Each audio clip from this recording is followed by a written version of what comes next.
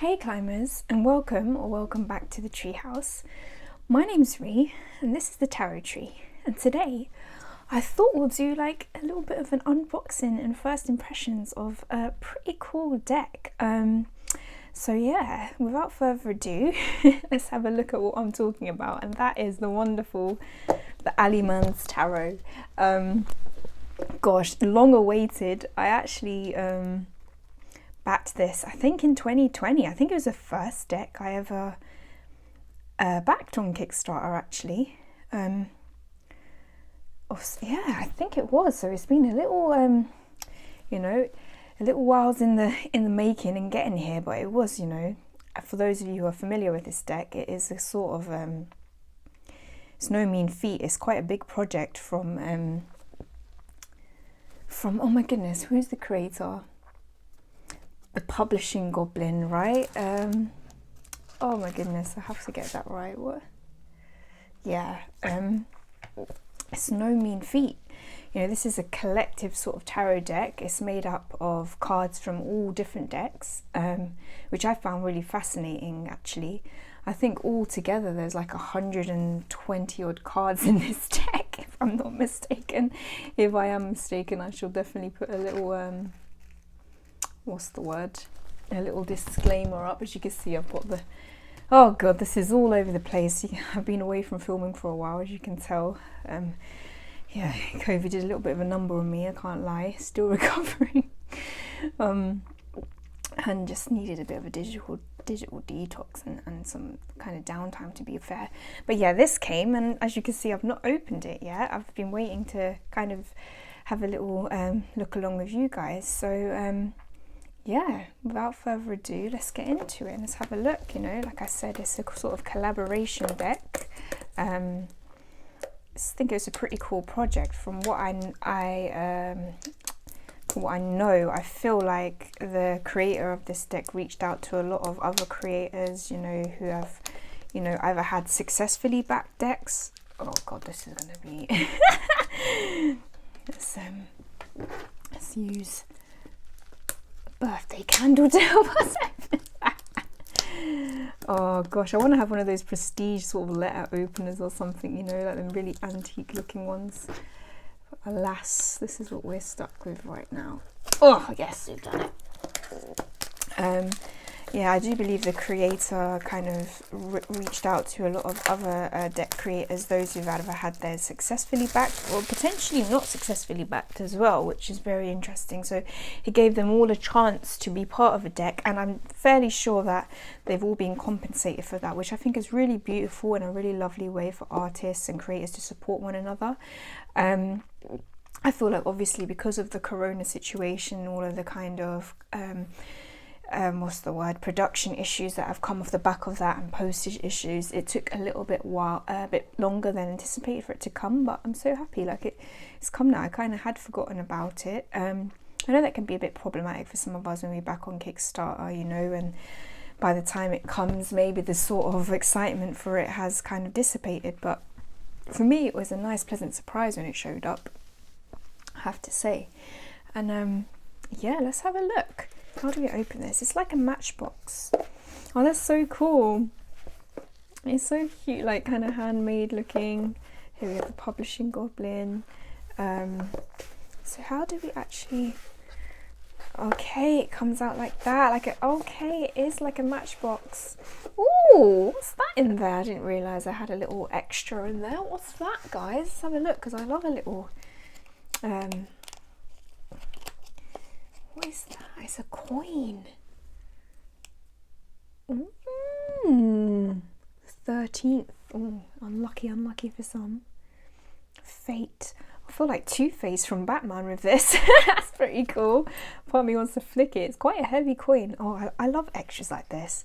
I don't know if it's something from childhood. I've always kind of loved like little bits and bobs. Have you ever walked into those curiosity shops with lots of ornaments and crystals and things like that? I could get lost in them all day, but I digress. I really appreciate that. Okay, what's this?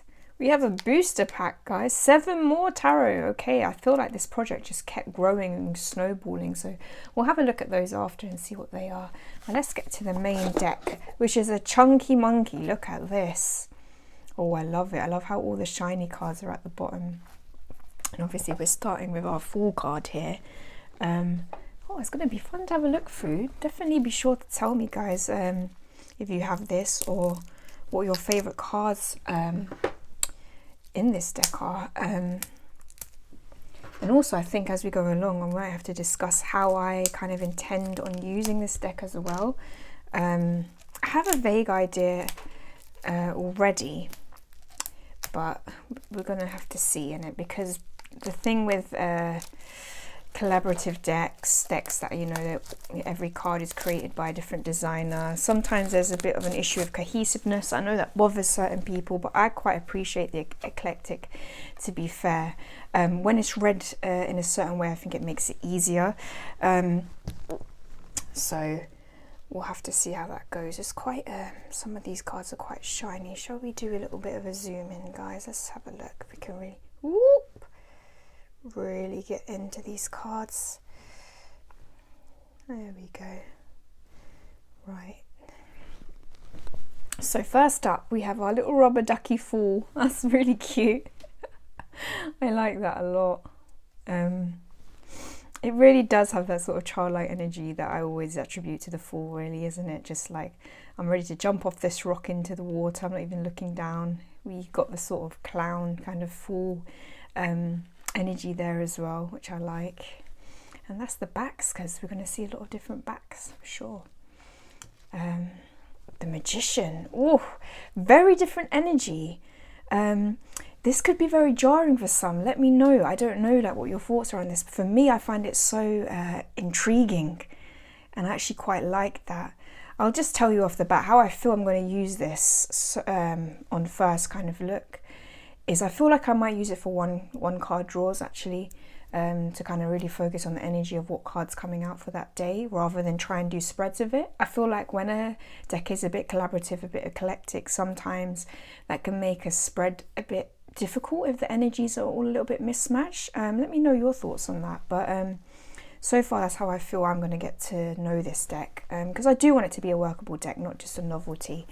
So the magician, I love this. He's like manifesting almost these parts of himself, breathing them out, breathing them into life. I really like that, and I like that it's like more of a shadowy card, actually, because I do feel that energy from the magician sometimes. And that's the backs.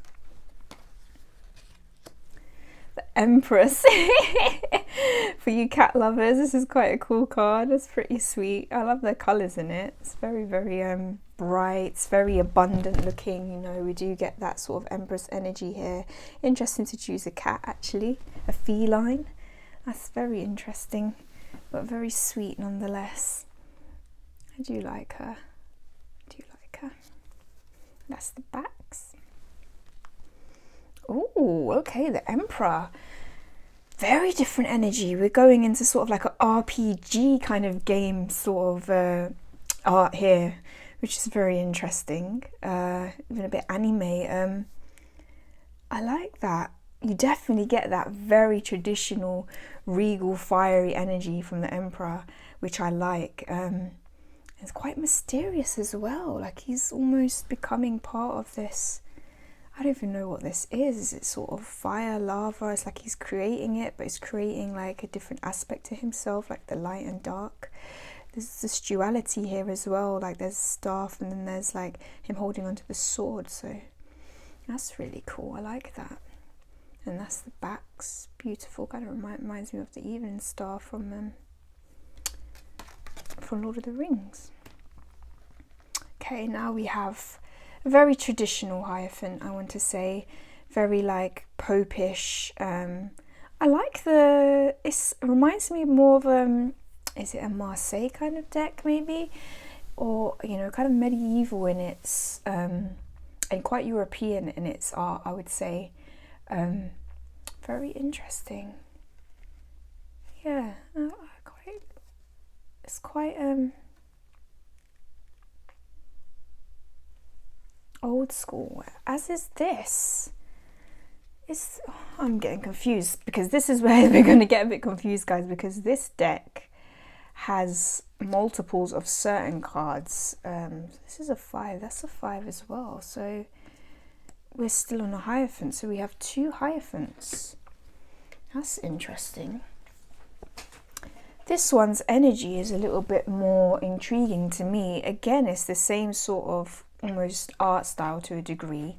We have Cupid, or is it Eros, up there, and this woman figure anointing our kind of kneeling man here, which is very interesting. Okay,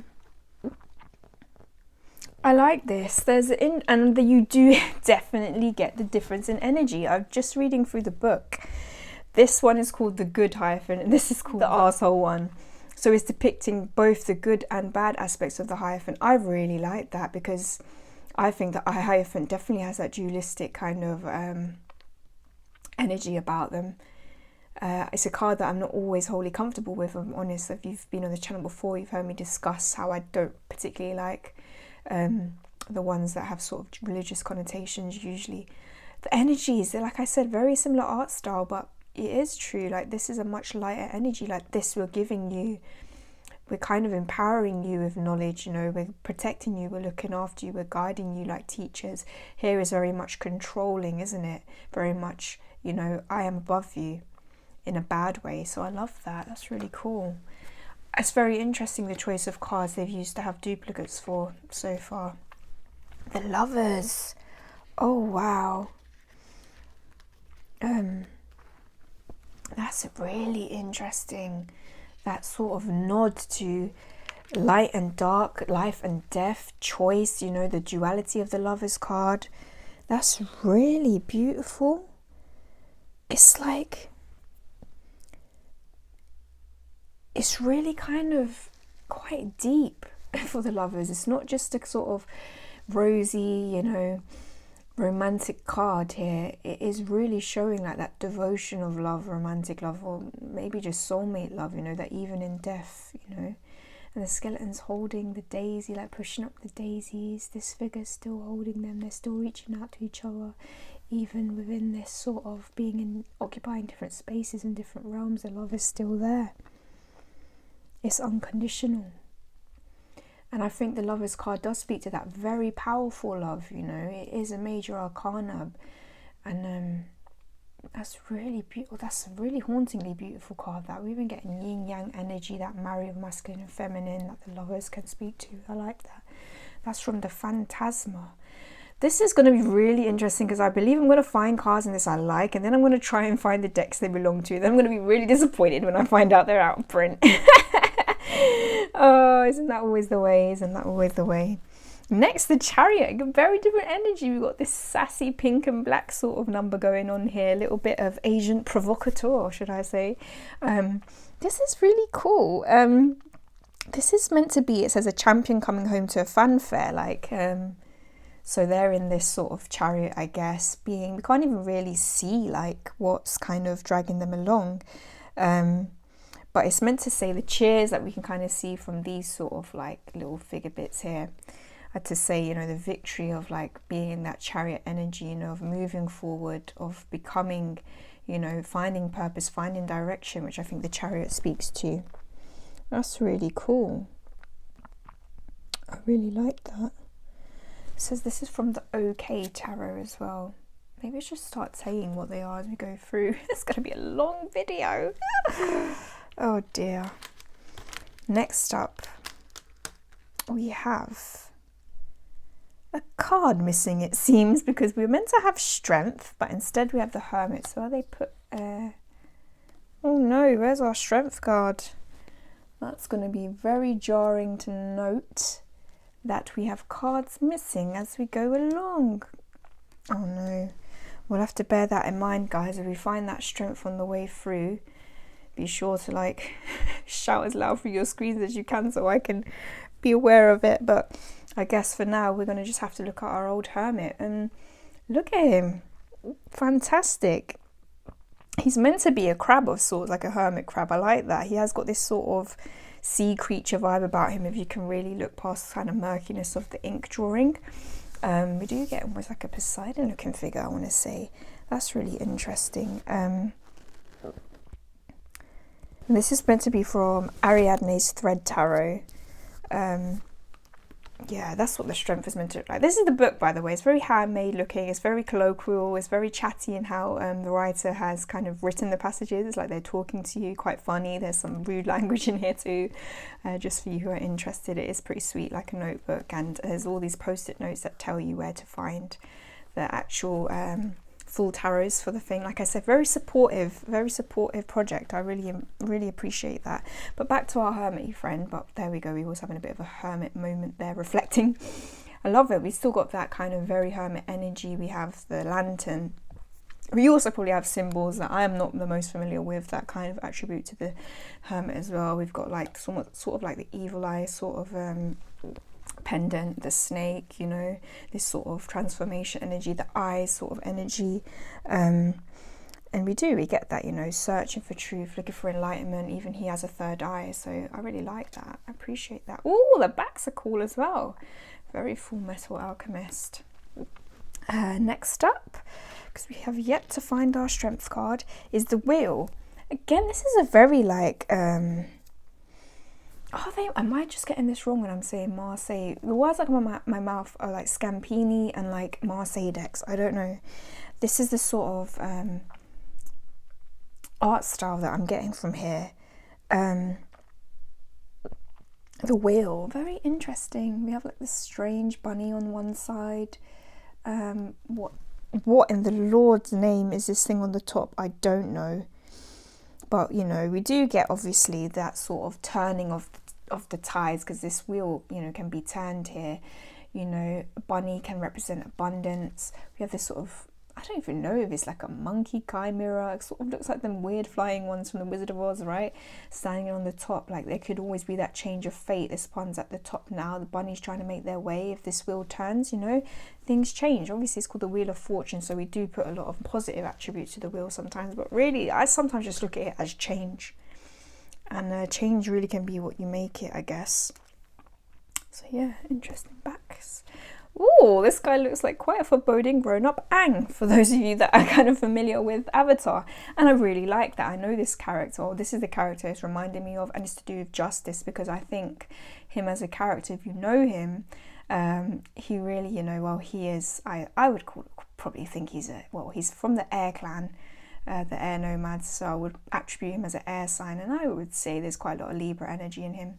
I don't know, because obviously all of these animes actually do give their characters birthdays, which is pretty cool. But yes, I have to say, this is who it reminds me of, and he's there, he's holding this balance, you know, as an avatar. Aang is there to kind of keep life in balance, keep all of the kind of elements in balance. That's why he can master all four, which is fire, air, earth and water.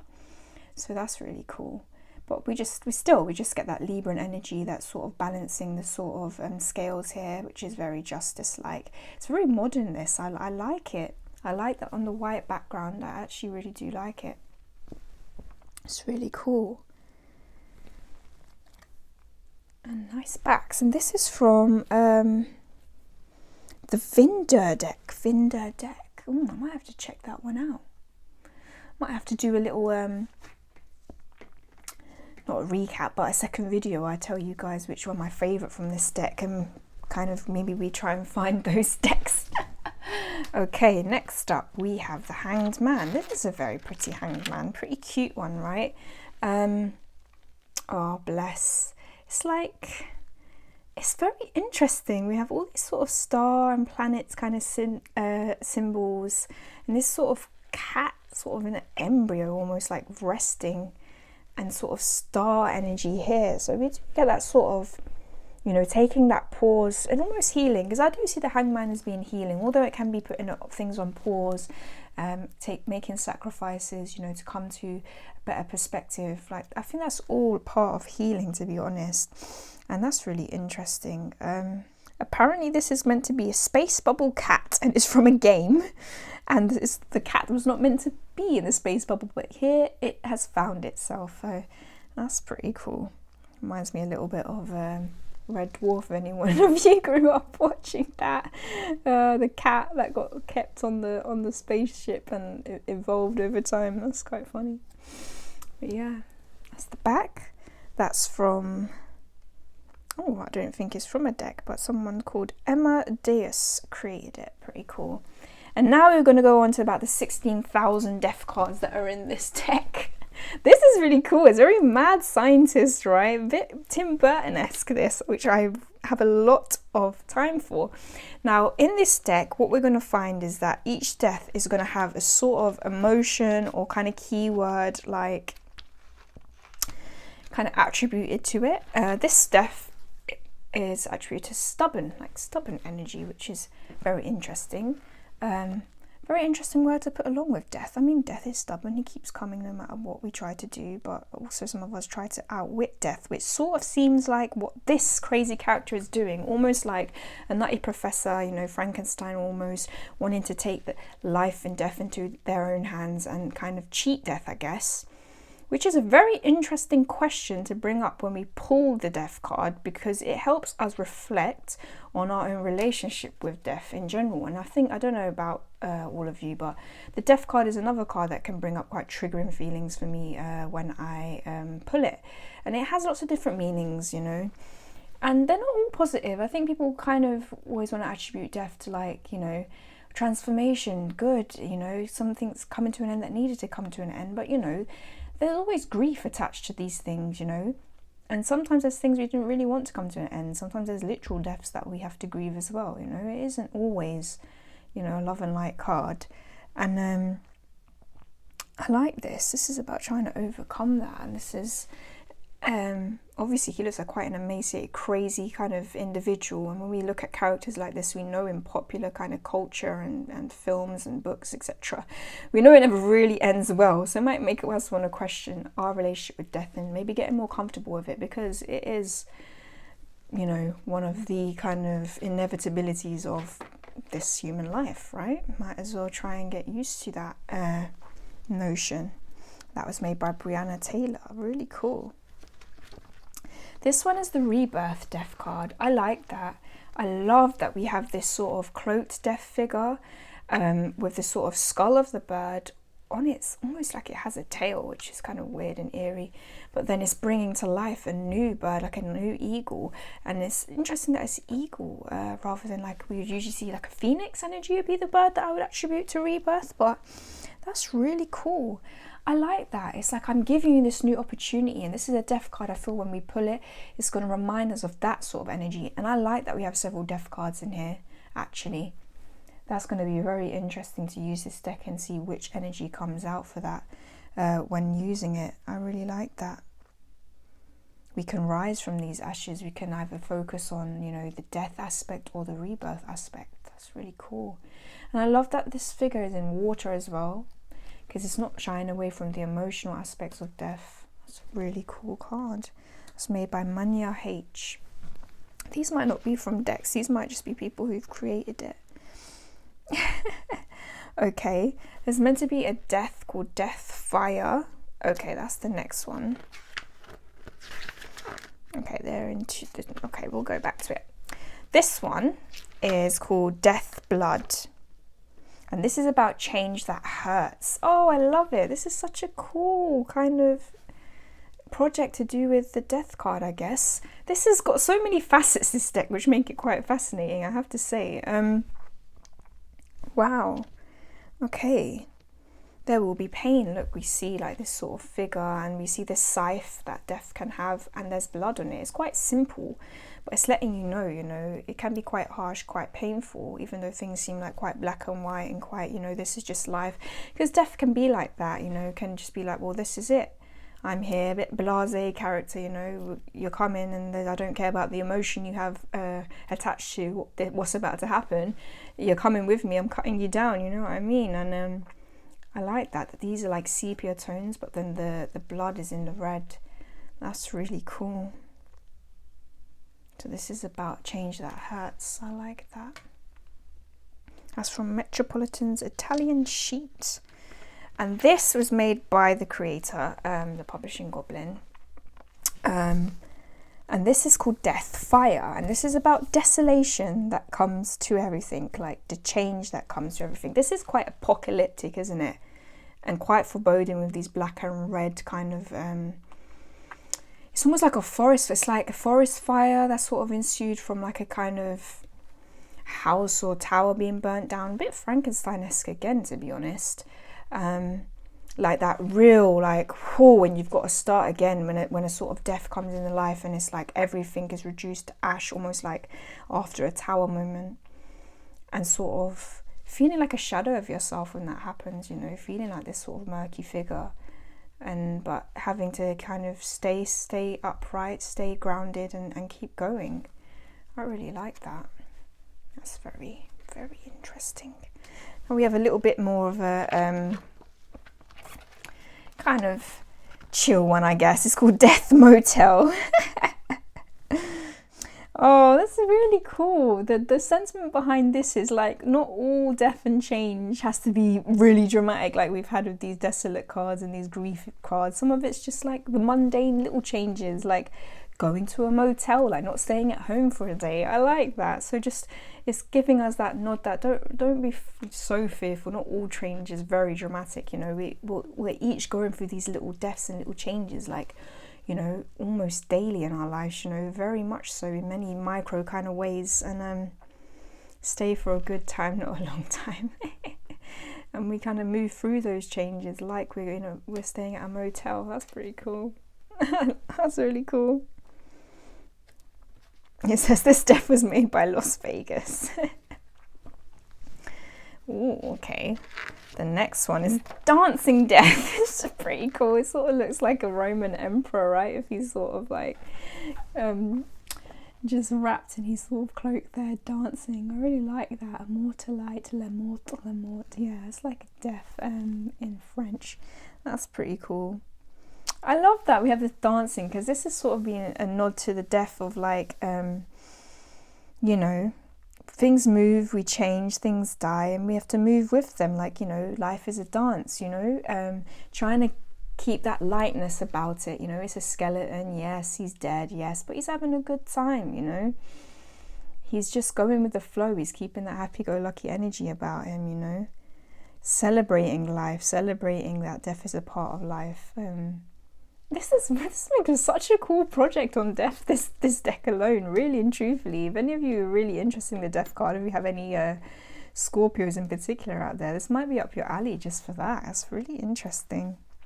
And this is Death from the Oracle des Dames. Next we have more cards that are out of order because I'm missing Death Riding. I don't know where you are. I feel like hopefully they pop up, but if not, I'm going to have to make mental notes of where all these cards have gone if they're missing. So we're going to have to miss that one and go on to the next, which is Death Sowing. That's really interesting that we've got this natural kind of this, you know, the death with a scythe is quite a, you know, a common image that we're used to, but he's actually using it to sow new seeds. To be fair though, these do look like he's growing people, because there's these weird faces and like burying people potentially. There's a hand coming up. I think it is that nod that death is part of life, and it says this one's meant to be more not to literal death, like as in, you know, burying people, like actually allowing to take the time to know that, you know, there's a cycle of life. That's what it is. That's pretty cool. And almost like death as a sort of farmer of souls, which sounds way more macabre than I was anticipating it to sound. That's cool. The next death we have is Death with a Shovel. So this guy's not only got a scythe, he's got a shovel. He means business. This is an interesting one. It says, sometimes coming to peace with change is realizing that change needn't have happened, that something wasn't truly done just yet. When that happens, you take up your shovel and dig that corpse back up. Oh, okay, so this is a nod to that death that shouldn't be accepted, you know, that there is unfinished business that needs to be addressed here. A false death, as it were. That's really interesting. Oh, what a fascinating deck. It really is. So that is, you know, well, our final death card, because it seems that we're missing one, but let's hope they turn up. So what are we missing so far, guys? We're missing a death card. and we're missing our strength card, so we have to keep an eye out for that. Okay, so next up we have temperance. This is very interesting. I like this artwork. I am a big fan of monochromatic artwork, it has to be said. This reminds me a little bit, even though it's a bit more in detail than the Poesis Oracle. Again, we get that very common sort of traditional Rider-Waite sort of balancing, you know, the 2 cups of water. It's a bit more vigorous in this one though. And we do have the 1 foot on the ground, 1 foot in the water to kind of denote temperance. It's interesting though, because we have no face. We have the sun, like almost being this figure's visage. It's really interesting. We do get this sort of walking the middle line here to come to that equilibrium, that success, that happiness of the sun. We get land and water. I feel like we almost have like kind of 2 volcanic sort of energies as well. One that's not erupting and one that is. That's the way I'm reading that. So that's really cool. I do like that, it has to be said. And this is for the Darlings Tarot. Oh, I love the backs. That's really cool. Oh, okay. Back to another... Oh, no. I was going to say back to another Death card. It's not. It's the Devil card. But there's multiple Devil cards, apparently. Well, at least there's 2. But we're only getting the 1 here. So that's another card that's missing. Ah! I really hope that these show up, because this other Devil card that's missing looks pretty cool. But let's just go. This is the Devil card too. This is very... It reminds me a little bit of Hellboy, if any of you are familiar with Mike Mignola's work in that field, and the brilliant Guillermo del Toro played a huge part in bringing that to the film realm. The first one was really well done in my opinion, but I digress. We get that, you know, we get that change, we get that attachment kind of energy here. We got obviously that demonic figure. Very interesting that it seems to be more female here, like almost feeding with we have this sort of breast there, maybe feeding us lies, you know, not telling us the truth, you know, demonic wings there as well. The flame, very much being a ruler, very much keeping these figures subdued. I don't know why I'm seeing this sort of plank that is on more as a candle though, which is something that's temporary, which I like, because I feel like if this candle was to melt, this change would be broken. So it's to let you know. And also because of the flame there, if we could take the flame away, us take our power back. So I always see fire energy as power, self-empowerment, you know, that's why I attribute the wands a lot to. It's not just passion and creativity. I mean, the devil does speak to that too. That's sort of passionate, though, you know, more on the dark side. But if we take that power back, that sacral and that solar plexus energy, burn this candle down, get rid of those attachments, we could free ourselves. So I like that. I do like that artwork there. Izanir, this was made by, I guess they're an artist. So next up we have the Tower. Oh, this is a card that I find quite triggering a lot of the time as well, to be honest with you. This is a very basic kind of tower. It reminds me of an 8-bit game. There was this game on the Atari, this might showing my age, mind you, it was my dad's, called Nebula or Nebulous. You were like this strange, if anyone remembers this game, please put in the comments. I think you can buy it on kind of PlayStation and PC now as well. You're this strange little froggy amphibian alien creature that comes out of the water in a submarine, and his whole ploy is to get around this tower, jumping, and all these things are coming at you to get, you know, to the top basically. But you obviously, it's hard, you know, you get hit, you die, and then you have to start again, or you go to the next tower, etc, etc. And that does remind me of the tower in life. You know, we get hit by things, you get, you know, reduced right back down to the beginning.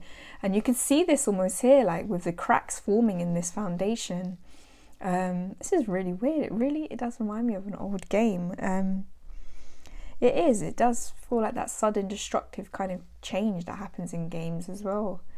There's also to remember, I always like towers that have a nod to the sort of gaming world and I would say virtual reality, because it reminds us that, you know, the tower that we had built for ourselves anyway, if it's crumbling, was probably an illusion, and it had to come down, you know. So I like that. It's weird, but I do like it. There's the back checkerboard. Oh, wow. What's this then? This is a whole other card. Okay, now we're going into... Okay, these are still towers. Okay, very interesting. So these are still towers. They've just got a different name. I see. So we have the Horizon being one of them. And there's meant to be one called the House of God, but I don't know where it is. So if they pop up, they pop up. So this is interesting. It's saying, you know, obviously we get that explosive sort of nature of the tower here, like sudden change with an explosion. But it's meant to sort of tell you, like, it's like a revelation moment. And towers can be revelation moments. They can be epiphanies. And I like that. We have that duality here. It's almost nodding a bit back to this one with the black and white of this sort of gaming sort of stuff here. But then we're seeing all this light energy. You know, it's not all bad. I like that. I do appreciate that. I have no idea what this card is because... Okay, this is the sun. But we're missing the star and the moon.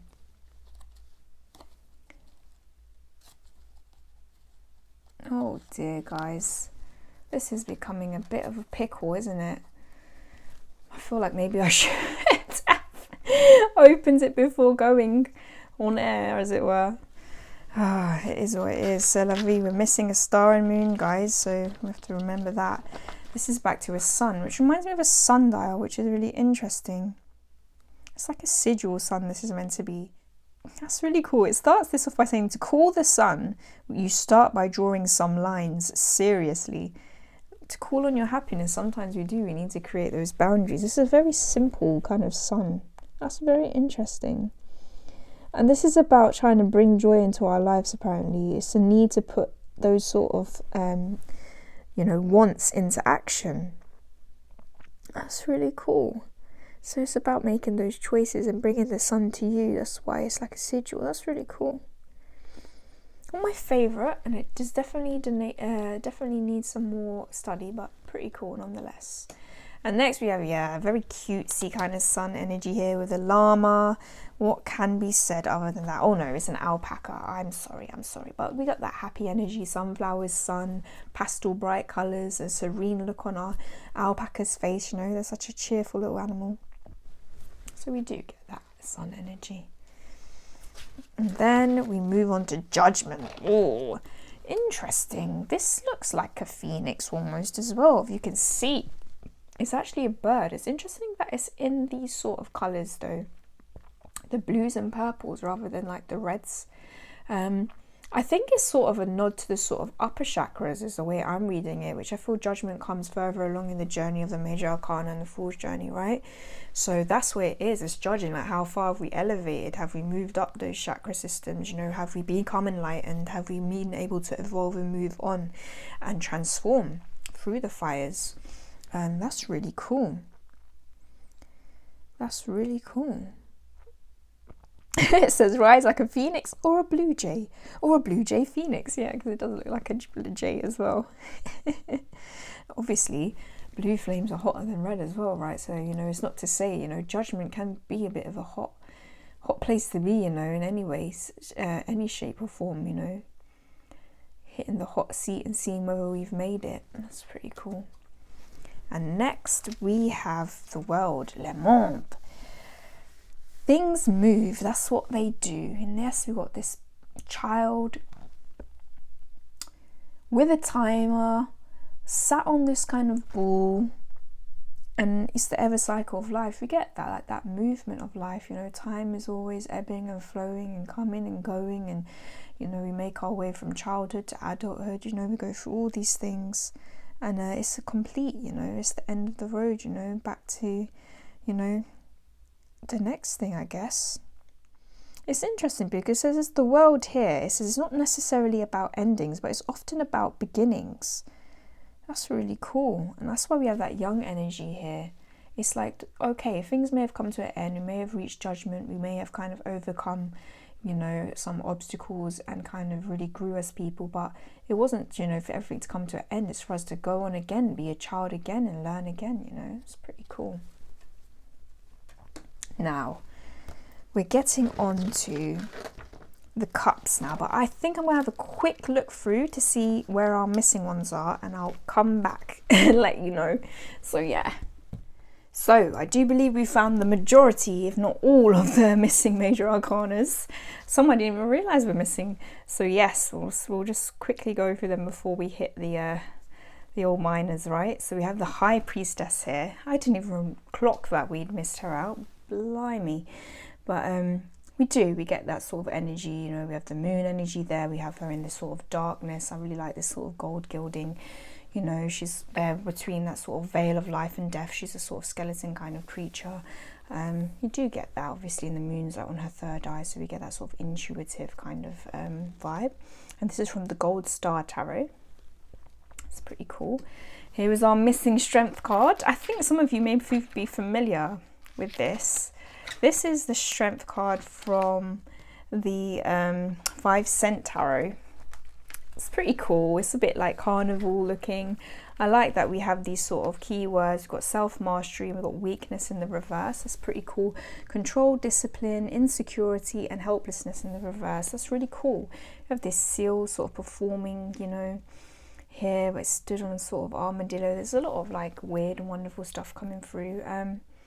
It's pretty cool. It's, you know, it's not the most kind of, well, it has some symbols, that's for sure. But it's cool. It's cool. I like the keywords. Here's our missing death, which is death riding, which is again like sort of like a medieval sort of nod.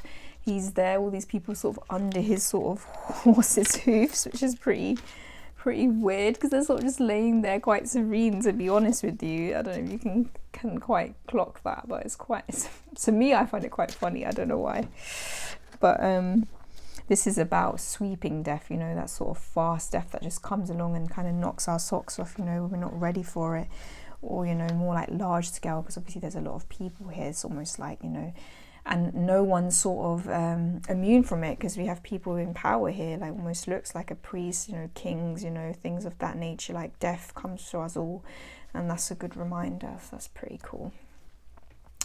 This was our other tower card, which is called the House of God, which is interesting. We have this lightning bolt kind of striking down this sort of tower here. Towers in the background that have already been sort of struck down, which is a good reminder, you know,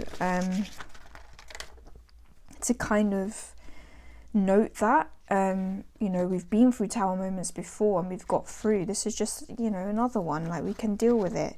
You know, it's meant to be talking to the mind as well, this apparently, this card, which is very interesting. It says, the mind, if we spend too long in it, we will succumb to its darkness, its fears. The world we live in is artificial, made up of our mind's interpretations. Sometimes that feels like violent, and sometimes it feels, you know, cruel and stuff, but we have to make do. We have to get through. It's pretty cool. We have that devil card that was missing as well. Very cool, almost like pulpy kind of. I don't know, I like this one. It's a very interesting art style. I like it. This is a very seductive devil. You know, he's there like, you know, watching you kind of thing. Got his wine legs crossed, you know, with this sort of horned head, all these knives through his heart. It's more of a passionate devil. Oh, that's really cool. It says this devil is, you know, sometimes this devils can be about others, things or external things leading us astray, but this one is to take note of our internal kind of selves that lead us astray, our temptations, our vices, etc. That's really cool. So that's the second devil card.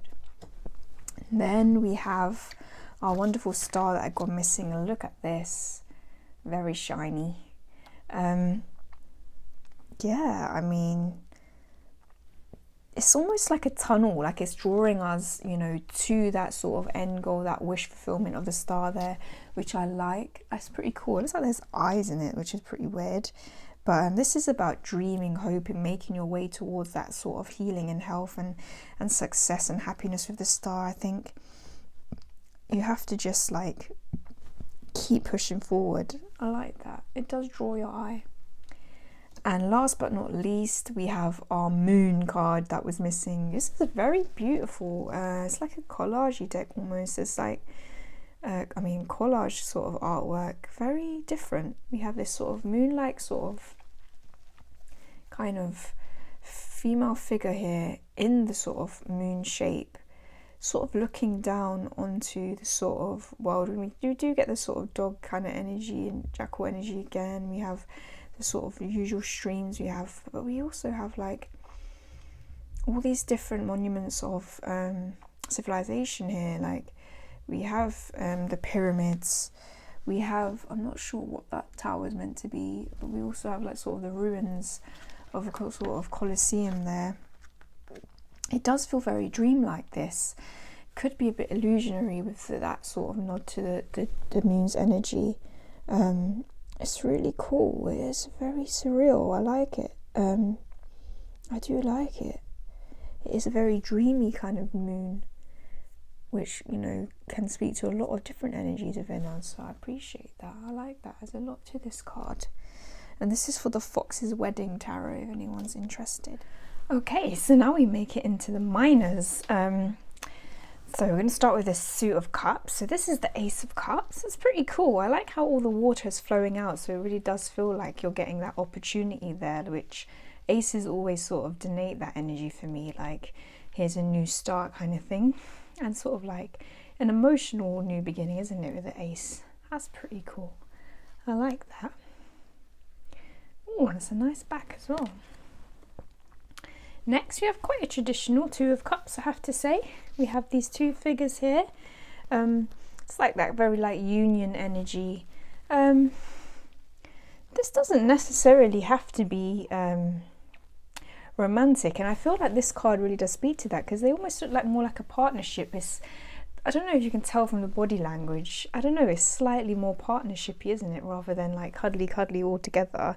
And even the sort of monochromatic kind of art style kind of denotes that, which is pretty cool, because I do feel like we need that differentiation between the Two of Cups and the Lovers sometimes. So I do like that. And this is from the Black Ritual Tarot. Apparently, there's the backs. Ooh, the Three of Cups, some more feline energy for you cat lovers. I don't think I describe myself as a cat person. I'm probably more of a dog person, but they do make me laugh. Some very charismatic cats in my area, it has to be said. You do get that celebratory kind of friendship, sort of having fun energy here. I like the movement in this card. It's pretty cool. It does look like they've, you know, got a bit laggard on the old booze there, or whatever, they're on catnip and they're dancing around. And I do like when the Three of Cups has that sort of feminine energy. Actually, we do see a lot of like sisterhood kind of energy in the Three of Cups, I think, in a lot of different decks. And it's interesting that the cat, which I always kind of more associate with the feminine, is being used. So that's cool. That's the backs. It's for the Anya Boz deck, if anyone's interested. Ooh, this is a bit of a creepy Four of Cups, right? It's almost like some sort of possessed baseball player. Okay. So we do sort of get that almost like dreamy, despondent, sort of gazing into nothingness energy that we get with the Four of Cups sometimes, and we're not seeing the reality of something. What's interesting is the eye is on this baseball player's kind of glove, which is cool. So I don't know, like maybe that's like I can see what's coming next, but you know, part of me is not looking to the future and that success, as it were, because I'm focused on what's behind. Maybe there's a story behind him. Maybe, you know, he's coming back from injury. Maybe he's had a bad game. Who knows? It's quite eerie that this sort of eyeball glove is pouring out into this cup, though. It has to be said. It's very interesting.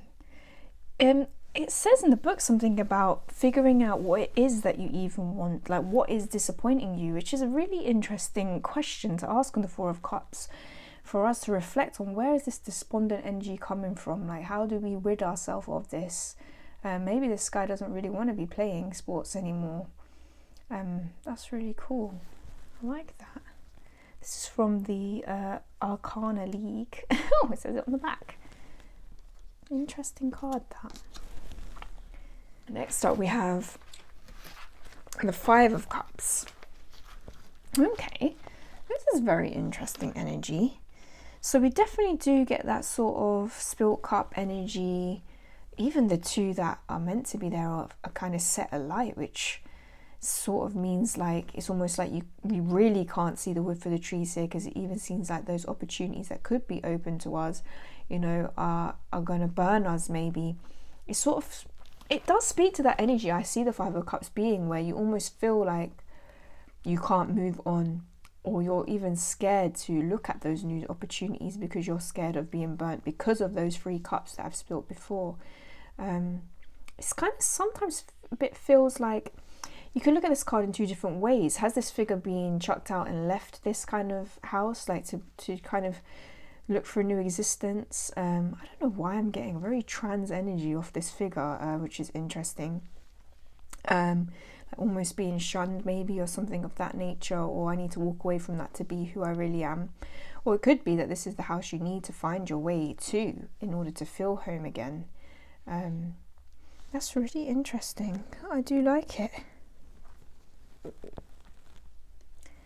Oh, we have the 6 of Cups from a deck that I am familiar with, the Yokai Yochi Tarot, that I'm absolutely gutted I didn't get my hands on, I have to say. I tried to see whether the artist would do a second run, but unfortunately she didn't get enough sort of positive kind of people who would say they definitely buy it for her to kind of run it again at this point in time, which is such a shame. So if anyone's looking to trade this, if they don't get on with it, or knows of a way I can get hold of a copy, please let me know. This is so interesting. This whole deck is based off of like yokai, sort of Japanese folklore, kind of, I don't know, yokai, they get kind of meant to be like demons, but really they're kind of like supernatural figures, you know. Some are like more menacing than others, and each of these cards has a story behind it. And this is about innocent joy, which the 6 of Cups really does speak to, that sort of childlike energy, that sentimental energy. You know, and these guys, they're playing really. They're really weird little umbrella yokai. And they look like they're having fun, even though it's raining, you know. They're kind of letting that kind of brush off them, because they are umbrellas, you know. They don't need to worry about the rain, much like children don't worry, they just want to play. And that is like what the 6 of Cups energy speaks to. I like that, it's really cool. Oops. So yeah, if anyone knows, if anyone wants to trade this deck, let me know. Oh, I love the backs. I wonder if it is, because it seems like all the cards in this deck are quite, they're not the shiniest, but they are kind of like a shiny cardstock. And for some reason, I believe, like, if anyone has the original of this, do let me know what cardstock it is. I feel like it would be better on linen. Yeah, well, that is my favourite cardstock. But yeah, I digress. That is the Yokai Yochi Tarot. Next up, we have the 7 of Cups. Gotta be honest, this isn't my favourite. It's very basic, very old school. What does it say? La Pensée Projects. Interesting. So that 7 of Cups energy, we do get that sort of like choices, you know, almost sometimes like dreaming as well. It could be as card of imagination. And that's, for me, this card's lacking a little bit like this. This is kind of quite a pippish card in my opinion. But obviously we see the 7 Cups. Maybe there's something I'm missing here. There's like, maybe the blues are meant to mean something, I don't know, and the yellows. But yeah, not my favourite, but it's from Tarot Egyptian. I feel like I may have seen this deck before. Interesting. An 8 of Cups, wildly different. Wow, okay. What can I get from this? Because the 8 of Cups to me is usually a lot about, you know, kind of wanting to walk away from things, isn't it? It can be kind of wanting to escape as well. That's interesting. I do kind of understand that, but we're getting that sort of aspect of the 8 of Cups with these clouds here almost. It's saying in the book, it's about, you know, having your kind of head in the clouds almost and not facing your problems. But how that can actually help us at times is that dual sort of nature of it. That's quite an interesting take on the Eight of Cups, actually. I don't often see it as escapism, but that's actually a really interesting take on that. It's quite interesting to look at, this card. Obviously it's throwing me a bit because we're not getting the, you know, the usual like 8 cups. There's no figures of what or whatnot. But the cloud energy is very interesting, and that's the backs there. Next we have another quite a confusing 9 of Cups, seeing as though there's way more than 9 cups here. But I guess it does speak to dreams being fulfilled, abundant life, doesn't it? Independence and that to that. Well, that's more 9 of Pentacles, but you know what I mean. Wish fulfillment. That guy's happy sitting on his chair, you know, the Rider-Waite-Smith. You do get that. You get that abundant energy with all these kind of, I don't even know what they are. They look more like vases or vases, right? It does look like you know, as we're looking at this, it looks like we're not lacking. There's a lot there, like the stock rooms are piled up, you know. So it does give that energy. It's simple, but it does get it across. I think off the bat you might not know this is the 9 of Cups though, so I'm going to have to remember that. Next, the 10 of Cups. This is very modern arty, almost like teacup stains on a card. I like the colours though. I do like that it's like teacup stains actually with cups. Like you know what? Oh, you know what? I'm not going to mock this. I actually quite like that idea when you deep it a little bit. It is like that, everyone coming together. So many cups have been laid down. All right, there might be stains, but that's because you were kind of involved, you know, that family, everyone together. All the colours of the rainbow here. It's like all the chakra colours actually. That's really cool. That completely, everything coming into alignment. Okay, when you get into this card, it makes much more sense. I do like it. I do like it. Simple, but quite interesting. We've got this sort of picnic checkerboard bit on the back. And now we're moving on to our royals, and this is the Page of Cups. Very old school again, that sort of medieval, sort of Marseille kind of deck, the Valet de Coupes. What is he doing exactly? These are cups in his hand. It does seem that way. He does look like a little bit of a sensitive soul. We do get that sort of personality from him for sure. And that is what the Page of Cups is, you know, quite a naive, almost childlike kind of person, a dreamer, hopeful, optimistic. He's looking at this cup, usually has like a little fish that he's trying to offer you something from. I do like it. It's cute. It is sweet. Do get that young energy off of it. Very different Knight of Cups, and I love how we've got a female. Go girl. We do get that bringing of their element. This is what this the Knights are supposed to mean apparently in this deck. You know, they bring the energy of the element, and that's true. I do think the Knights really encapsulate the sort of kind of raw energy of the sort of suit that they're part of. I definitely agree with that as well. We have her on this, you know, she looks quite alluring. I always see the Knight of Cups as a bit of a romantic, you know, to be fair. And she does look a bit like that. She has got that wise crow with her, which I would usually put with a swords card, so that's interesting. And she has Pegasus, so we have that sort of dreamy sort of nod to, you know, the kind of other worlds there with, you know, that Greek mythology coming through. Feathers there, a cup. She has her cup. She's off the horse, but that horse can fly fast if it needs to. They're bringing you something good, you know. There's sort of that messenger energy as well, even though I kind of put that with pages usually. It's cool. It's interesting. I do like it. Those are the backs. It's for the Gold Liar Tarot, apparently. Ooh, our Queen of Cups. Very beautiful card. I like this. Very psychedelic. Very beautiful. Don't know why I would more attribute this to a Queen of Wands on first glance, if I'm honest, but I do like that she's immersed in the water. She's very connected, you know, to the universe and stuff here, and emotions. We have these sort of fishes around her. She's very gentle in her sort of visage, like how she's looking. Very like pixie, like nymph-like. I do like that. That's really sweet. You do get that sort of emotional energy from her, you know, which the Queen of Cups is known for. And that mothering energy also. And the healing, yeah, with the water, that's kind of what's doing it. She looks like a water Pokemon trainer, doesn't she? Got Misty here. Oh, she is kind of Queen of Cups when you get past her sassiness, to be fair. She is quite caring. Yeah, I do like that. It's got slightly nymph and mermaidish like as well, I have to say. That is from the Flights of Fantasy Tarot.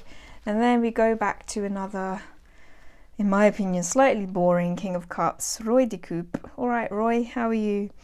Very like old school, very traditional. He's kind of like just not bothered, is it? He's kind of going about his life with his cup. You know, he can fully hold all his emotions. That's why he's sort of holding that cup and he's not having any problems with it. You know, I do like that. Although he looks a little bit nonchalant. That's pretty cool. It is showing he can hold his emotions. That's what the King of Cups is meant to be, the master of their element, you know, being very balanced, being quite relaxed, being kind of emotionally kind of strong and able to regulate and, you know, generous with the way that they can help and nurture others. I do like that. Yeah, you do get that from him, his energy and his stance. Next up we have the Wands. Oh, I like this one. This is like a bit steampunky. There's like a robot hand holding out this mechanism that's meant to be the wand. That's really cool. We do get that sort of passionate kind of energy, the kind of birth of something being created and moving forward, you know, especially with the orange and kind of red colours going on here. I like this. New opportunities, you know, so much to come from the Wands energy here. I do like it. It's pretty cool. Kind of want to know the story. It looks like a graphic novel.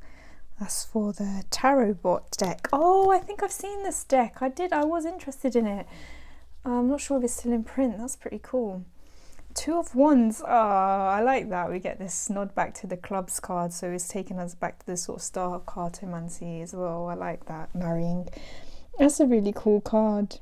Because we definitely do get that planning and travel and a journey about to be embarked upon. You know, someone's marked out where they want to go on the map. There is that definite kind of preparing to make movements that the Two of Wands is all about. The bag is packed, that decision has been made, you know, their wand is there ready to help them hike. I like that. Sweet. It's from the playing card deck. That's pretty cool. Three of Wands. Peacocky energy. I like that. Very interesting. It's quite an alluring card, this. We're not fully getting that sort of energy of like really kind of setting out and making things a reality on this new journey. But the peacock is a good sign, you know, it's a good symbol of like good luck, abundance, things happening. This sort of peacocky lady, she looks like she's doing quite well for herself, you know, and she's set out and made something of her life, and whoever's going to be getting this card is going to be doing the same. So that's pretty cool.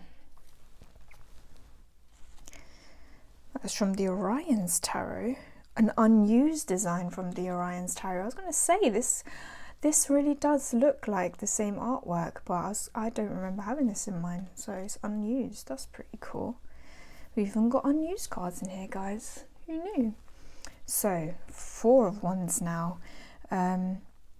I like that. It's describing the Four of Wands as a place of sanctuary, and I actually like that word for the Four of Wands. I've never used it before, but it really does fit, doesn't it?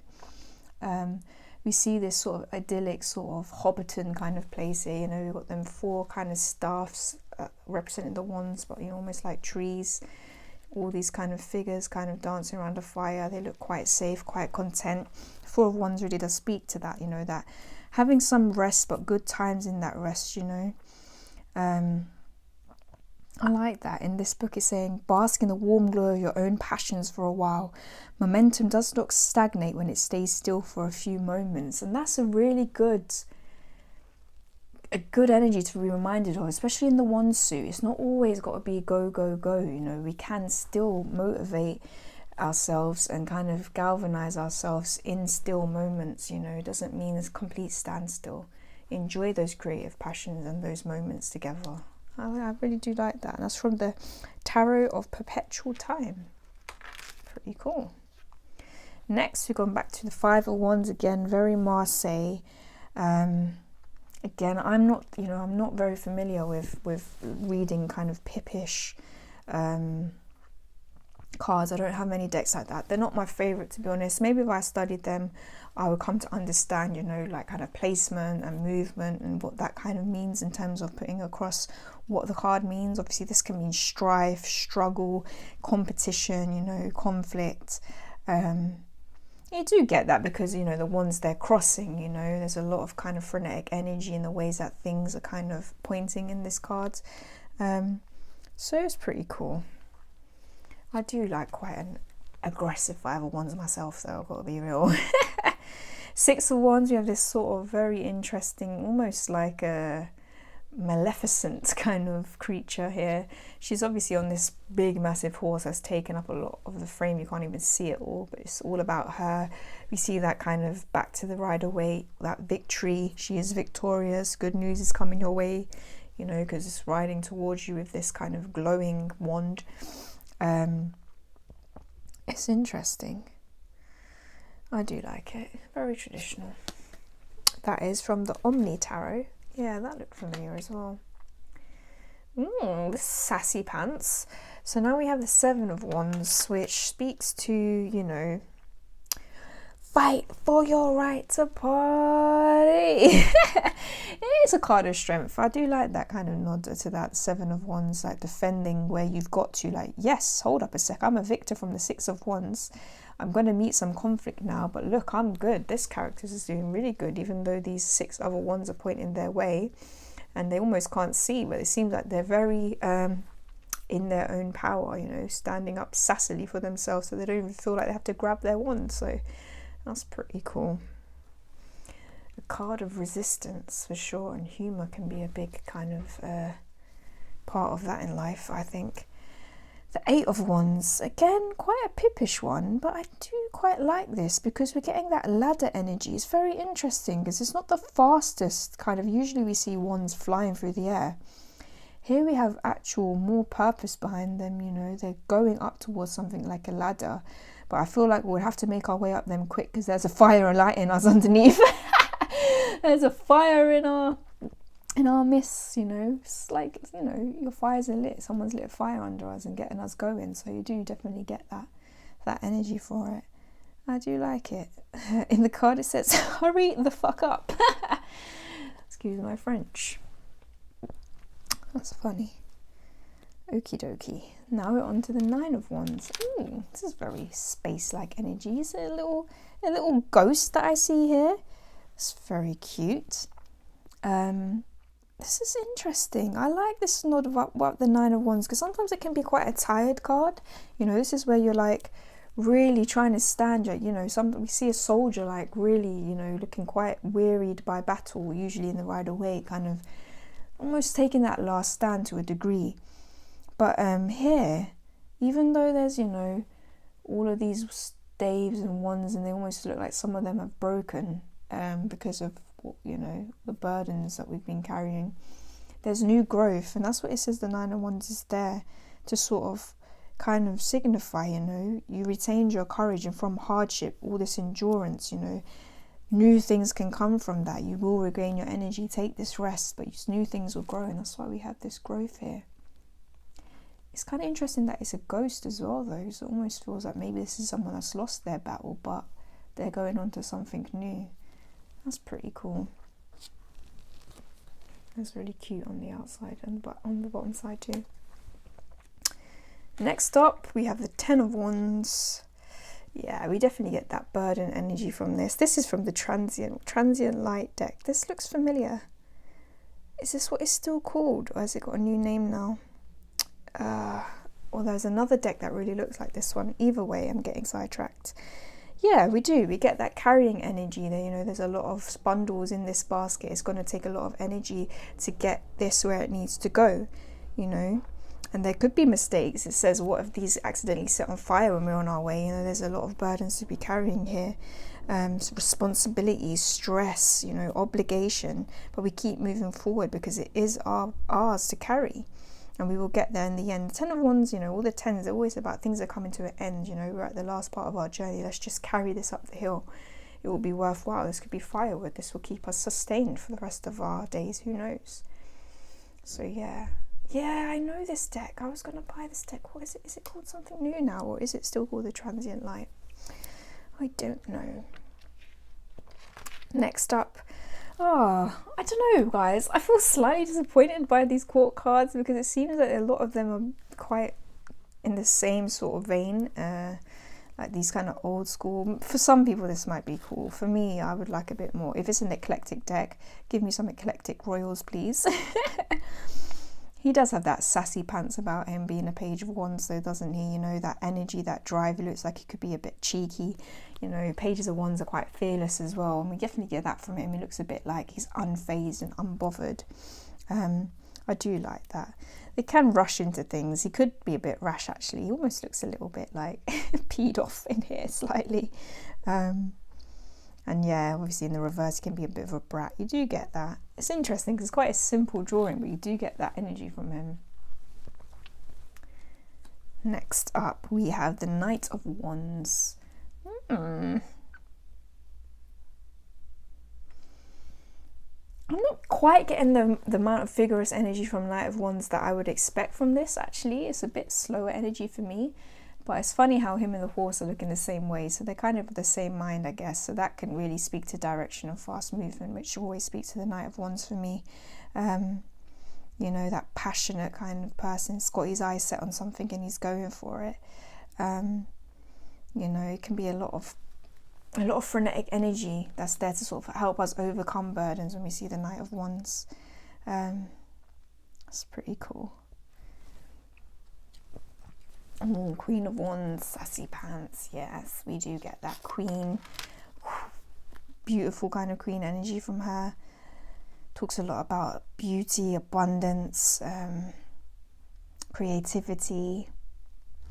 It's interesting because you've got a lot of desolation in the background, and I always see her as a creator, but maybe she's come to create something new here and she's got the confidence and the will to bring it along. She does look very steadfast, which I do see the Queen of Wands as being. Quite an ambitious kind of character, very alluring. We definitely get that from her. Can be domineering, yes, that's for sure. We get that energy too, so that's interesting. We definitely get more of a darker element to the Queen of Wands here. Even her eyes look quite seductive with that sort of pink colour, you know, almost succubusy. So it's taken us to all the different realms here. That's interesting, because who knows, maybe she's there to create something from this desolation, or maybe she's the one that's created the destruction. Who knows? Oh, that's pretty cool. Look, this is from the Incromancy 2 deck. And now onto our King of Wands. This is interesting because it's literally just a crown, but full of flowers. What flowers are these? To signify, my flower language is not coming to me right now.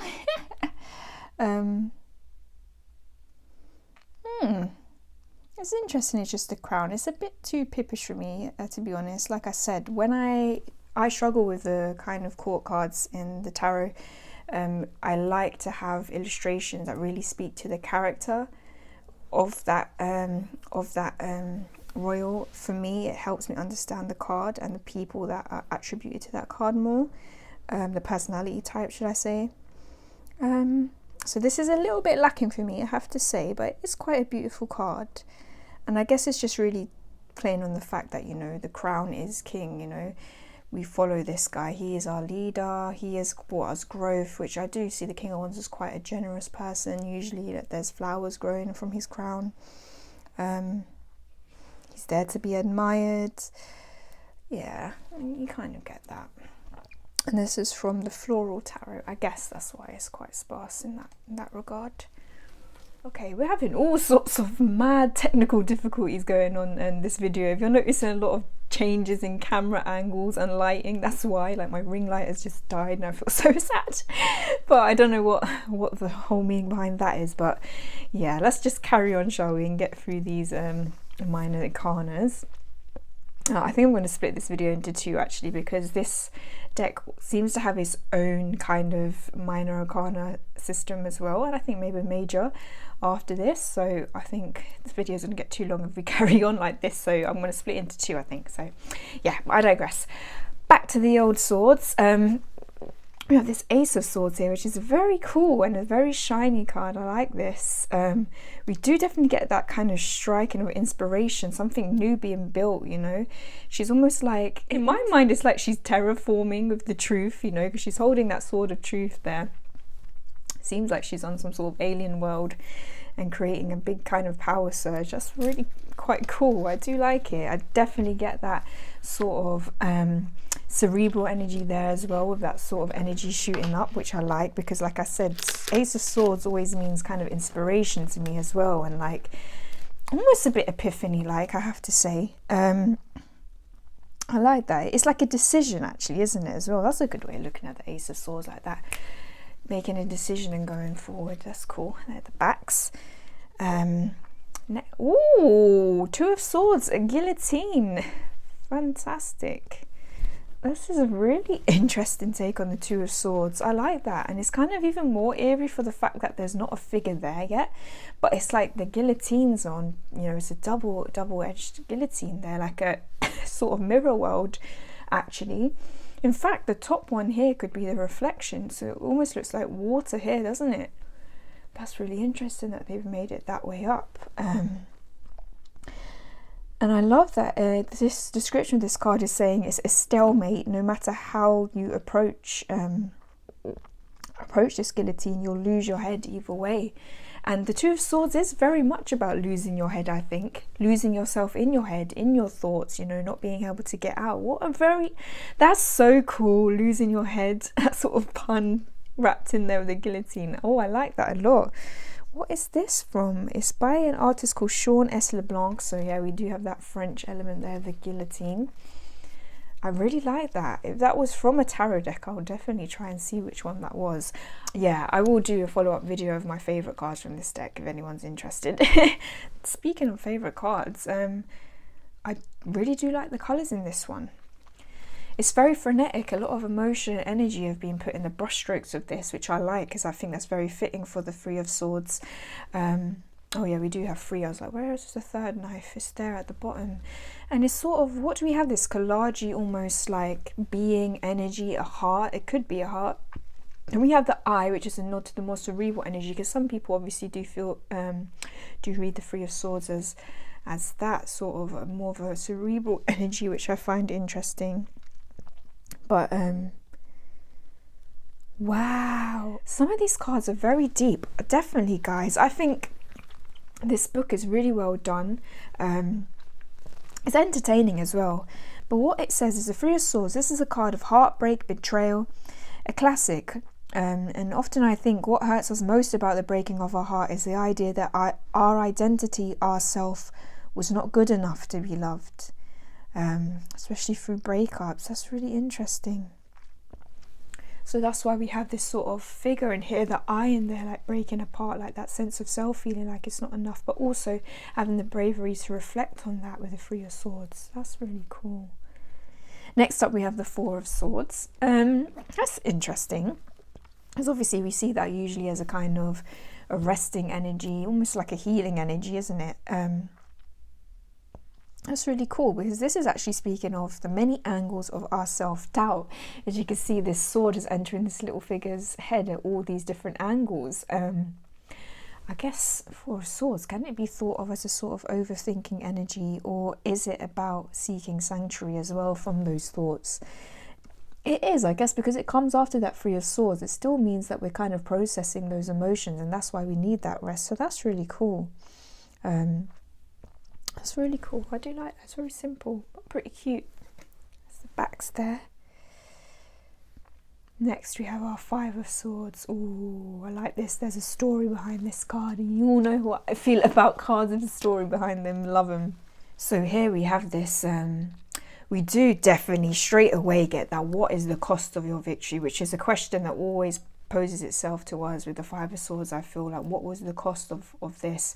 And you have this guy who's taken his throne, this king, but he looks quite forlorn because look at all the people he's had to almost trample on and kill to rise to power, as it were. I really like the colours in this. It's quite murky, very graphic novelesque. I really do like that. I like the back by an artist called Sam Doe. Six of Swords is back to like a robot kind of energy. That's pretty cool. What's going on here? Yeah, we do get that moving forward onto new horizons. It's like they're getting to the end of a plateau of a cliff, or this could even be water potentially, and looking out across the horizon as they go making their way. And there's like a, I like that sort of helping hand of like an older sort of mentor and kind of guides, taking this younger kind of a smaller being by the hand and helping them along, like making them cross that river like we get with that traditional Rider-Waite. I really like that. It could mean that this is interesting, okay, difficult journey lies ahead, because here it's like, where do we go from here? Which I feel like Six of Swords moments we don't speak about enough actually can be that. It is moving forward, but a lot of the time it can be quite blindly. It doesn't mean there's not fear involved, but to be vulnerable and still kind of know you've got someone that has your back and is going to go with you, that's really sweet. This really reminds me of an anime called, oh my god, what's it called? Somali. Oh, it's about a golem, like a golem, you know, those stone sort of guardians of the forest, who takes on a little human child, you know, who shouldn't be in the sort of realm of the monsters.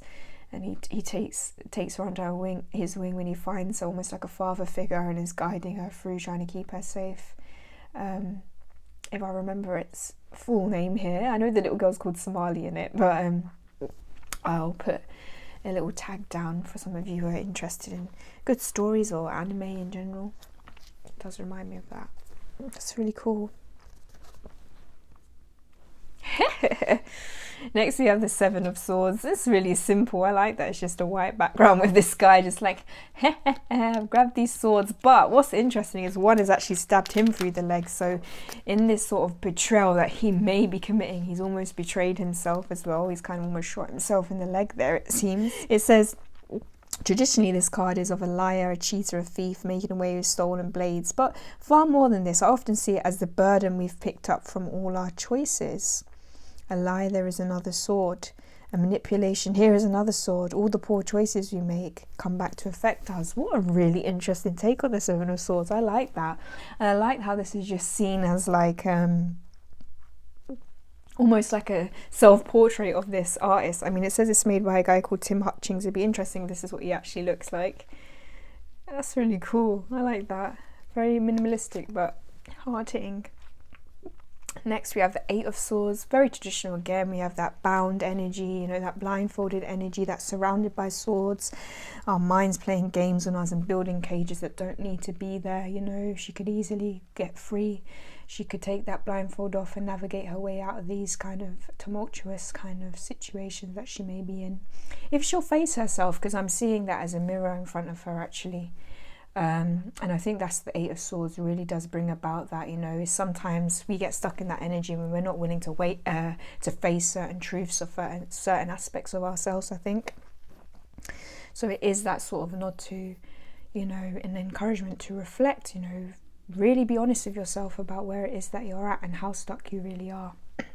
Oh, wow, yeah, we definitely get nightmarish energy from this one. This Nine of Swords is taking up the whole card. I like that. We're not even seeing any numbers or lettering on it, because this is all-encompassing nightmarish energy. You know, this figure is really struggling. We have these sort of frenetic, almost like blood splatters on these swords coming out of him. You know, they do look very illusionary, you know, like they've been made up in his mind, which seems quite nightmarish. But nonetheless, they're causing him a lot of distress. What he doesn't see is there's a door open behind him, so he can get out of that, and there is light shining in if he's willing to turn around. So that's a really good one. That's quite hard hitting, that. I do like it. Ten of Swords. Ooh, the colours in this are very like hard hitting. These sort of blacks and reds and dark greys. Yeah. I love that it's scissors actually, because I feel like that that Ten of Swords energy can be quite a cutting energy, can't it? Even though, you know, it's meant to be the end of the road and completion in some sense, you know, how much worse can it get? You know, while we're still in it, it's you know, fracturing. Look, it's going through every part of her, you know, her chest, her head, her arms, her legs. She feels very bound by this. She's very vulnerable there, you know. This is a naked figure here, you know. She's almost trying to cloak herself, or I don't know, is it cloak, is it blood, you know? It's like a blood moon in the background there. Yeah, it's quite menacing, this card, actually, even just from the kind of way that the colours and the graphics are offset, and the lettering, to be fair. Do you like it? I like the backs as well. Onto a page, yes, one that's a bit different from a sort of Marseille deck. It's good to see. And he's a fish, which I usually attribute to a Page of Cups, so that's very interesting. Who is this old fish guy? Let's have a look. That's interesting. I've never sort of thought of it in that sense, but it does look like he's occupying quite a brutal space here. There's a gun in his hand, he's very on guard, there's swords behind him, and the sword suit, you know, can be quite a brutal path. That's what this card is saying. You know, when you first take up that sword and start deciding what should be done, you are either too patient, letting things go ahead of you while you mull over how to act, or you're too fast to make changes. That's really cool. So he's talking about them sort of, you know, trying to get your steps, you know, you're trying to get your steps, trying to get your footing, you know, as that Page of Swords, like wanting to move forward in all of this, you know, but being a little bit tentative. We're gonna make mistakes, you know, but we'll get there in the end, and that's really cool. I do quite like it. I'm not quite getting the studious kind of energy off the Page of Swords, which I would usually get there, but I guess he's studying the landscape, really, how he can make it through. So in that aspect, could be. That's from the Pulp Tarot. Next up, we have a very fancy Knight of Swords. Again, this is quite a chilled energy for a Knight of Swords for me, because I always see that as the Knight of Swords as one of the fastest kind of knights in the deck, for me personally. This figure, she looks quite chill, although it's almost, we could say, she's got to where she's going. She's holding her sword and she's ready to kind of, you know, take action, as it were. I guess so. I'm not getting too much of that sudden movement and big change with it, I have to be honest. But it does look like she's jumping to an opportunity here, perhaps, which definitely can speak to that knight's energy. It is about taking opportunity, I think, the Knight of Swords, a lot of the time. Acting on that inspiration of the Ace of Swords. Really driving forward. And she does look pretty confident and astute, it has to be said. Ooh, yes, I like this Queen of Swords. To get this deathly kind of banshee almost like figure here, don't we? She's reading that book, you know, she's doing everything. She's multitasking. She could cut you down, you know, she could be cutthroat. That Queen of Swords can be a little bit cold, almost like dead-like, but look at her crown. She's so elevated in her intellectualism, and even with that book there, that's pretty cool. Cuts down the force whose blade transforms the world with knowledge and logic. She finds order where even the Emperor shies away. Oh, I love that. We're giving the Queen of Swords her props. Yeah, we do definitely get that sense of she's bringing order to things. And I do think, you know, the Queen of Swords is a very no-nonsense energy, you know. Can be, like I said, quite cutthroat, quite direct. Which I think is even more unnerving when we marry that with a feminine energy, I think, in our society. Like, you know, that's something we really tend to attribute to the masculine. And I think women that kind of inhibit this energy get quite a hard time a lot of the time. But they can be, you know, very powerful forces. We should never forget that about the Queen of Swords. I do love that. I do like it. A truth seeker, you know, no nonsense.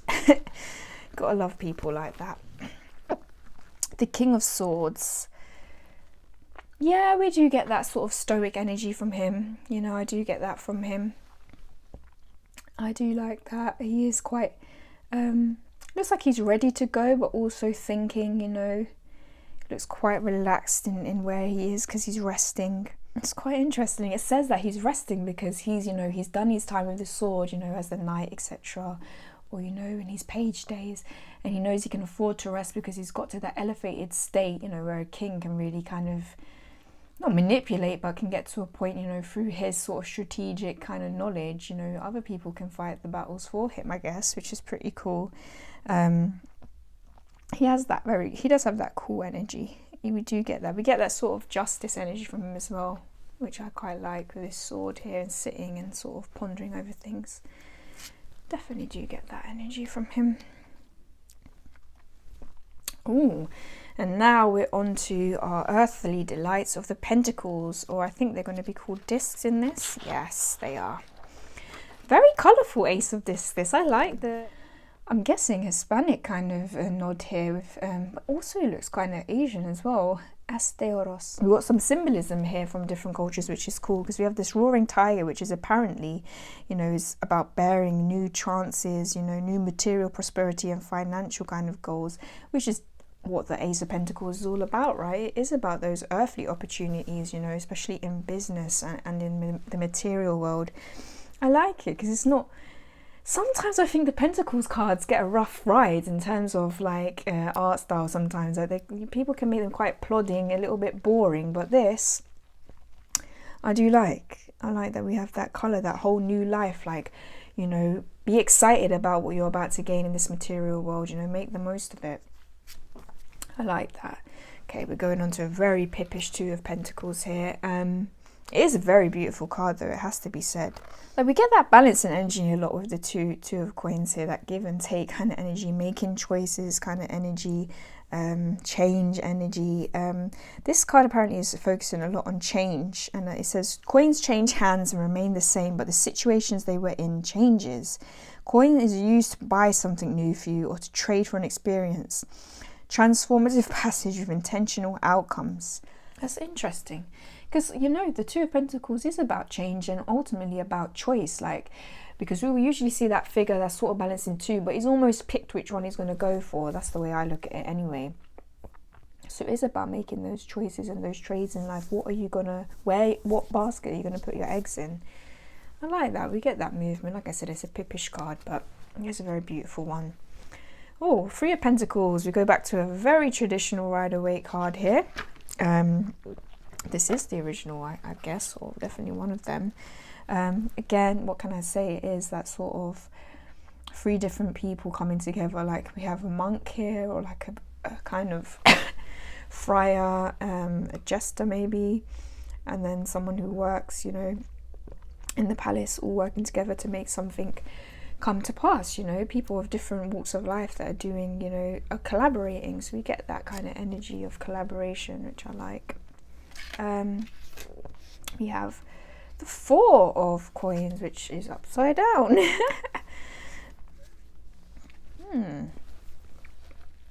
It's very simple, this, because if you can see, there's two lines sort of keeping all of these in alignment, you know, and the Four of Coins can be kind of a stubborn, hoarding energy at times. It can be an energy of sort of abundance, but can usually become one that can be quite rigid, as in we're not willing to share that. And I like that. It's very simple, very subtle. The lines are kind of blocking these coins off from the other energy around in the card. So we do get that sort of hoarding energy there. Very simply put, but put nonetheless.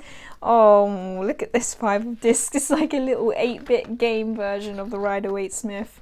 But it's only one person outside, which is interesting. Reminds me of a little Zelda game. Can be about, obviously we get that being left out in the cold here, you know, again, that outside the church, outside of that sanctuary, and thinking the original Rider-Waite is like a leper. But this person, they found themselves outside of this church, like they might have been shunned for it. This might be where they're coming to get that sort of leg up. And that Five of Discs is the Quran of remind us to keep the faith, that we can make it through these sort of situations of poverty potentially, or loss, or feeling out of the cold. And it's only going to be temporary, like the snow is going to melt. I do like it. I do like it. And I like that, again, it's like that, because it's like an 8-bit game sort of picture here, it's letting you know, and it's not a very clear picture. It's like letting you know, all right, this might not be the be all and end all, okay? Things will get clearer, you know, they will clear out from here. It's illusionary. I like that. And that is for the Tiny Arcade Arcanum. I think that might be a deck. So yeah, if you're interested in that, that's pretty cool. Oh, I know what this one's from. This is from the White Fly Tarot, right? I'm very interested in this deck. So if anyone has it and they enjoy using it, let me know. We got 6 of Pentacles. That's interesting. We have Taurian energy attached to this. I love this because she's almost making up this sort of tree of life herself. It's all of her arms, this giving and taking, all these chains, you know, all of these kind of gems attached to her. Everything's kind of being exchanged here. Is she growing the tree? Is the tree helping her be sustained?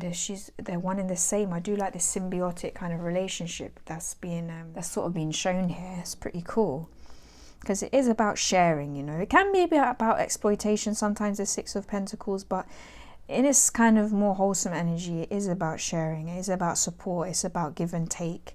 And it's a good card to remind us about that, you know. Are we giving and taking in the right kind of way?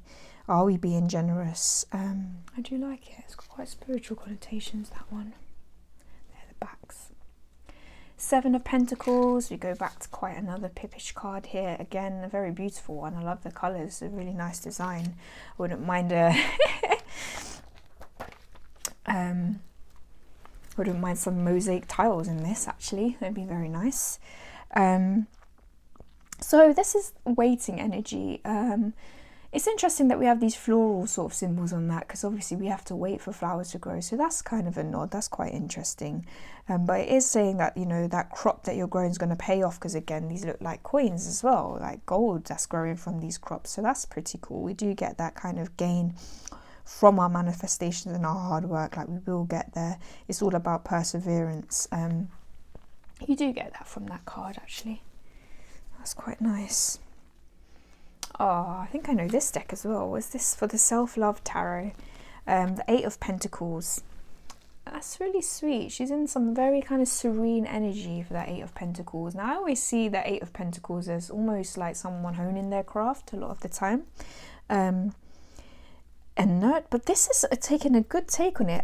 I guess because it's a self-love tarot, it says this card's about self-care and finding your own ambition and nurturing it. And I guess honing your craft, you know, that is an act of self-love. You know, that is an act of nurturing, isn't it? You're taking that time to really build something and kind of build yourself up, and you're going to feel good for it, and you should feel proud and you should feel happy for it.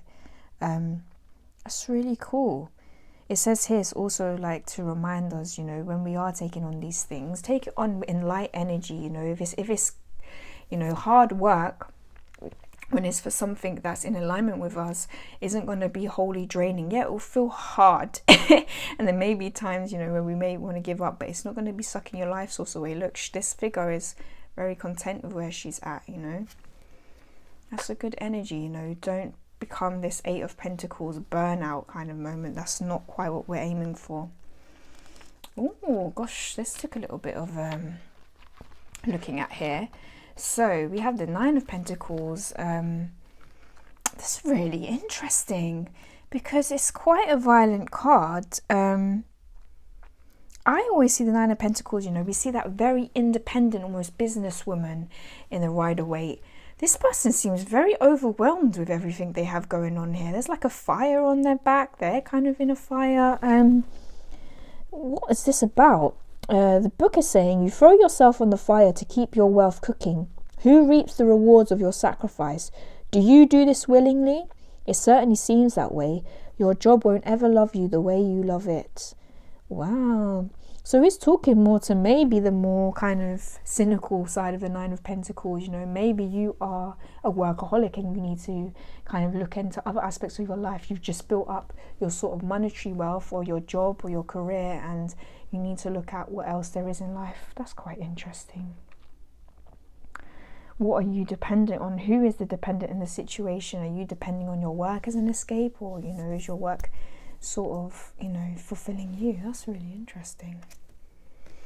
I like when cards give me a different sort of interpretation of meaning of the original. That's pretty cool. Did that make any sense? I don't know. A bit like this card that feels like I'm staring at some sort of alien language or computer coding language I'm not familiar with. I don't particularly like this card, I have to be honest, in terms of what the Ten of Pentacles means to me, which is kind of almost one of the happiest cards in the deck. Is sort of that fulfillment of getting everything balanced, not just your work and career, your family, all of this sort of abundance. It says that here it will always be about wealth, won't it? I can't really tell, like, maybe this is just too symbolic and pippish for me. I'm not really getting that sort of energy from it, I have to be honest. I'm just seeing LPs for some reason, yeah, which is happy, you know, celebratory. Yeah, not my favourite, this, not my favourite. I'm struggling with that. But onto the pages now. We have a very beautiful kawaii Page of Pentacles, space kind of woman, alien thing. Yeah, she looks like she means business. She's got this, you know, it's almost like she might be starting out her new kind of business here. She's got some investment. She's seeing something come back from it with this coin in her hand. It's about the first steps into material stability, the book says, whether it be friends, items, money, or otherwise. It's about laying the foundation, developing plans, and setting up future prospects. That is what the Page of Pentacles is about. It is that, having those plans, setting out on that sort of learning about investments, learning about business. And she's got her eye on the prize. I like that. I like it. There is that focus to the Page of Pentacles. They are a bit more serious in terms of the pages, I think. I do like that. Next up we have our Knight of Rings, or Knight of Pentacles. Well, he's not on a horse, and I do always denote that. I do always feel like he's one of the slowest knights in the deck, right? But he's going somewhere. Patient and persistent. That is two great words to describe him. And he might be hiking up that mountain, but he's got that ring that he's willing to give to someone. He might have taken so long that he's died on his way there. But, you know, he's looking, he's focused, he's moving forward, he's making his way through the night to where he needs to be. That's really cool. And he's standing tall, which is interesting, because it's saying here with the Knight of Pentacles, it's a kind of sign that there is something or someone to lean on, to keep working at something, a support to stay standing, to persist in the face of difficulty and the vastness of time it takes to complete things in life. You know, it's okay to be responsible and practical. That doesn't mean like you're boring, you know. We need builders, you know, those people in life, not just the innovators and the ideas people. We need the people that have the fortitude and the sort of patience and persistence to get things built. And that's what the Knight of Pentacles is to me. That's a really nice card. That's from the Marigold Tarot, if anyone's interested. Oh, she's lovely. Oh, I love when we get a very wholesome kind of Queen of Pentacles here, and I love that food's involved, very Taurian energy. I'm going to cook you a homemade meal. She's made pie there, it's making me hungry. She's hosting. Oh, she's got herbs all around her. She's in the kitchen. She's so beautiful. I love when we get a good Queen of Pentacles, I really do. Probably because it's one of my cards as well, but she knows her worth. She's being herself, she's being authentic, she's a big pillar of support in the community. You definitely see that in this image. She's feeding everyone, she's warm. We get that sort of warm color palette here. I love it. What can I say? She's beautiful. What looks that? I don't know if this is from a deck. It just says it's by Sean Benyon. It's really sweet. Next, oh, this is a tarot deck I'm interested in. This is from the Somnia Tarot, the King of Coins. What a very interesting product by Nicholas Bruno, isn't it? This sort of eerie kind of dream-like photography. It's fascinating. I do feel like I want to get it because I feel like it'd be a good shadow work deck, and for someone who also struggles a lot with quite vivid dreams, nightmares, and insomnia, I feel like it might be worthwhile investing in it. But I digress. The King of Coins, very interesting. We have this cloaked figure holding, you know, all his possessions here on his throne. He's got everything around him. He's clearly, you know, being quite successful. It's almost like, you know, he's been on the ship's gone down, but you know, he's a steadfast king, and he's collected all the goods and treasure chests that kind of came in with the shipwreck, and he's like, yeah, I've still got them, I'm still good. I like that. Hard work pays off, and he's still enjoying the sort of fruits of his labour. Again, there's a dark side of that. It's he can be miserly, which the King of Pentacles can be, I think, in the shadow aspect. Be a bit hoarding. It's like he could be sitting there and getting all these kind of subordinates to sort of haul these things around him. It's interesting though. He's definitely not someone to be messed with. He's definitely fulfilled a lot of his goals in life though. And I think that is where we're going to leave the original kind of major and minor arcanas from this deck, because then it's going to get very very out there with these next ones, as you can probably tell from this kind of eerie greyhound. So thank you guys for tuning in so far. Let me know what you think of these cards, or if you have this deck, how you find it, and how you're using it. I'll be really interested to see how you guys are kind of making it workable for you, because obviously it's a very big deck, it's a collaborative deck, there's a lot of different energies involved. So do let me know, and if you've enjoyed this, come back for part 2 and we'll go through these lot here and this crazy sort of he looks a bit shell-shocked, doesn't he, this greyhound, bless him. I'm just getting Santa's little helper from it. Yeah, if you like this, come back for part 2 and we'll have a look at these kind of goodies and open up the goodie pack from earlier. So thanks guys. If you liked it, give it a thumbs up. Feel free to join the Treehouse. We'd love to have you here. It's really good to see it grow, see the community kind of interact with each other, and me having nice conversations with you all. Yeah, hit that subscribe button, and we'll see you in the next one. Bye.